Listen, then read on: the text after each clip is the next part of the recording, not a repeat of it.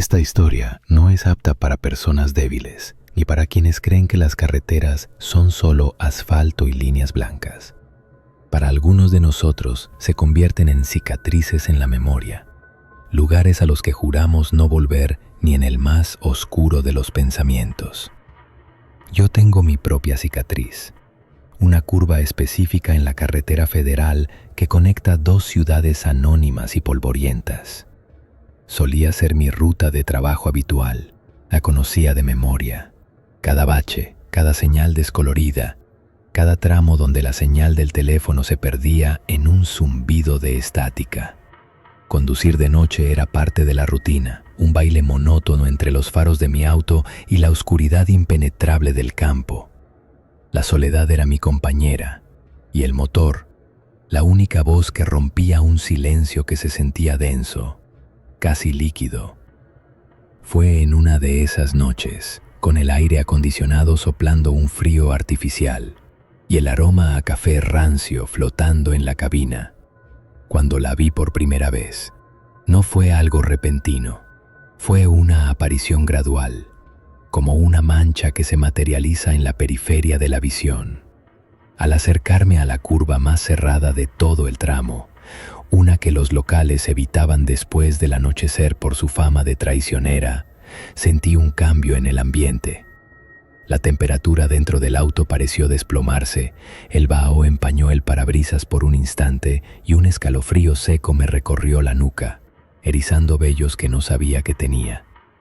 Fue entonces cuando la distinguí, una figura de pie justo en el arcén, en el vértice exacto de la curva.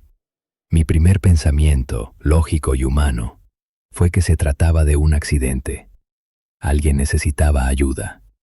Reduje la velocidad, con el corazón martilleándome en el pecho una extraña mezcla de altruismo y un miedo primario, instintivo. Encendí las luces intermitentes, esperando una señal, un brazo que se agitara, una voz pidiendo auxilio, pero no hubo nada. La figura permanecía inmóvil, una silueta delgada y alta, recortada contra la nada. A medida que me acercaba, los faros la iluminaron por completo. Era una mujer. Llevaba un vestido largo y pálido, casi blanco, que parecía fuera de lugar y de tiempo. Su cabello era oscuro y lacio, cayendo sobre su rostro como un velo de tinta. Pero lo más perturbador era su quietud. No se movía ni un centímetro, ni siquiera para protegerse de la luz cegadora de mi auto. Estaba ahí, plantada, como si formara parte del paisaje, como un árbol muerto o una roca solitaria. Un nudo helado se formó en mi estómago. Esto no era normal. Pasé a su lado muy despacio, casi conteniendo la respiración.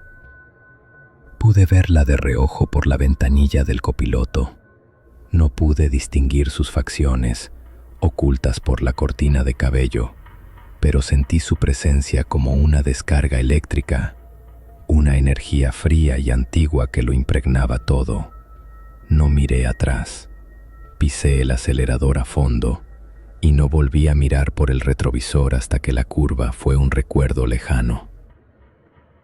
Traté de convencerme de que había sido una ilusión, un producto del cansancio y la cafeína. Quizás una broma de mal gusto, pero la sensación, ese frío antinatural y el pánico visceral no se desvanecía. Se quedó conmigo durante días, como un eco. Una semana después, tuve que volver a tomar esa misma carretera.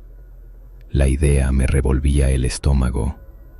Lo hice de día, con el sol en lo alto, esperando que la luz desmitificara el lugar, pero al pasar por la curva, sentí de nuevo ese ligero descenso de temperatura, una sombra fugaz que no tenía explicación.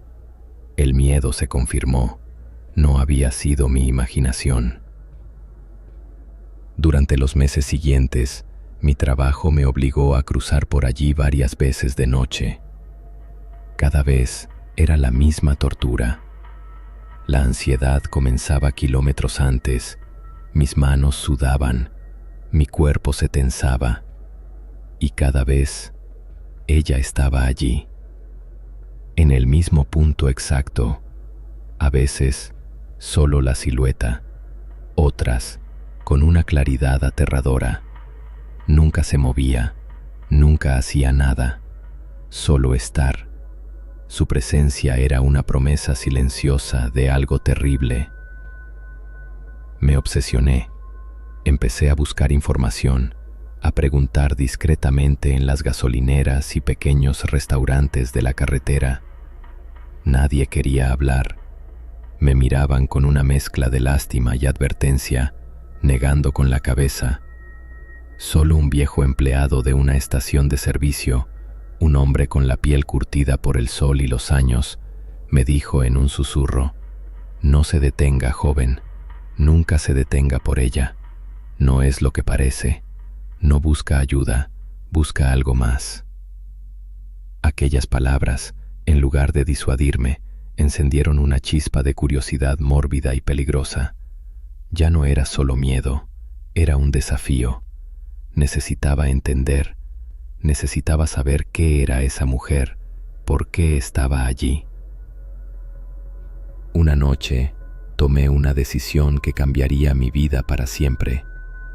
Llené el tanque de gasolina, compré un termo de café bien cargado y me dirigí hacia la carretera.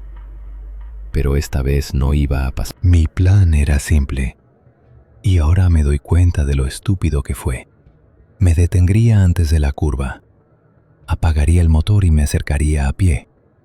Quería verla de cerca, entender el misterio, quizás grabarlo con mi teléfono para demostrarme a mí mismo que no estaba loco. Estacioné el auto a unos 100 metros, dejando las luces encendidas para que iluminaran vagamente el camino. Al apagar el motor, el silencio fue absoluto y abrumador. Solo escuchaba el latido frenético de mi propio corazón y un zumbido agudo en mis oídos. Agarré la linterna y el teléfono y salí del auto. El frío era instantáneo y cortante, mucho más intenso que cualquier noche anterior. Caminé por el asfalto, mis pasos resonando en la quietud como martillazos. Cada sombra parecía moverse, cada crujido de una rama en la distancia era un presagio. Finalmente, llegué al punto donde podía ver el vértice de la curva, y allí estaba ella, inmóvil, como siempre. Su vestido pálido ondeaba muy levemente, a pesar de que no había ni una pizca de viento. Apunté el haz de luz de la linterna hacia ella. Mi mano temblaba tanto que el círculo de luz bailaba sobre su figura. La luz la reveló con un detalle que me heló la sangre y me robó el aliento. No era solo una mujer. Su piel, visible en sus brazos, y el poco cuello que se asomaba, no era pálida, sino que tenía la textura del pergamino reseco, tensada sobre unos huesos que parecían a punto de rasgarla. Su cabello no era solo oscuro, era una masa enmarañada y sin vida, como la hierba quemada. Lentamente, como si sintiera la luz sobre ella, levantó la cabeza. El cabello se apartó de su rostro y un gemido ahogado escapó de mi garganta. No tenía ojos. En su lugar había dos cuencas oscuras y profundas, vacíos que parecían absorber la luz y toda esperanza. Su mandíbula estaba ligeramente descolgada y de su boca entreabierta emanaba un sonido bajo, un gutural y húmedo que vibraba en el aire. Olía a tierra mojada y a algo dulzón y rancio, como carne olvidada al sol. El terror me paralizó. Quería correr, gritar, pero mis pies estaban pegados al suelo. Entonces hizo algo que nunca había hecho antes. Se movió.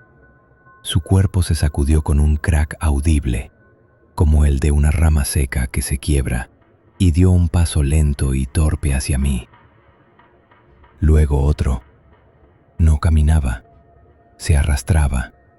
Sus movimientos eran espasmódicos y antinaturales, como que a mi casa al amanecer temblando y cubierto de sudor frío.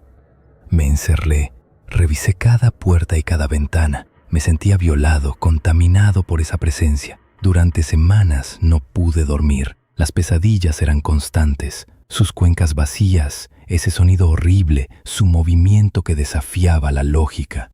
Renuncié a mi trabajo para no tener que volver a pasar por esa carretera nunca más. Lentamente, con el tiempo, la normalidad pareció regresar.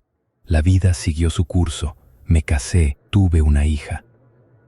El recuerdo de la bruja se convirtió en una historia de terror que me contaba a mí mismo en las noches de insomnio, un trauma que creía haber superado, creía que había escapado. Pero el verdadero horror de esa noche no fue lo que vi, fue lo que no vi, fue lo que ella me hizo sin que yo me diera cuenta. Hace un par de noches, mi pequeña hija Sara, que apenas tiene 4 años, se despertó llorando. Fui a su habitación para calmarla. Estaba sentada en su cama, con los ojos muy abiertos, mirando fijamente un rincón oscuro de su cuarto. «¿Qué pasa, mi amor?», le pregunté, abrazándola. Ella me miró y con su vocecita infantil susurró algo que congeló cada molécula de mi ser. Dijo: «Papá, la señora del vestido blanco dice que ya casi es hora de jugar».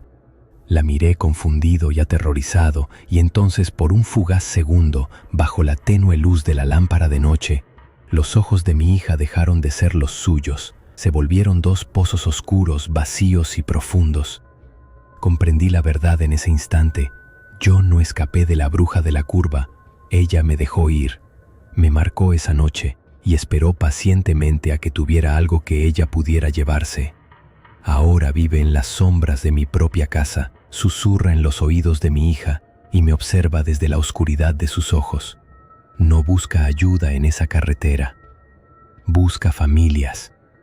Busca un reemplazo.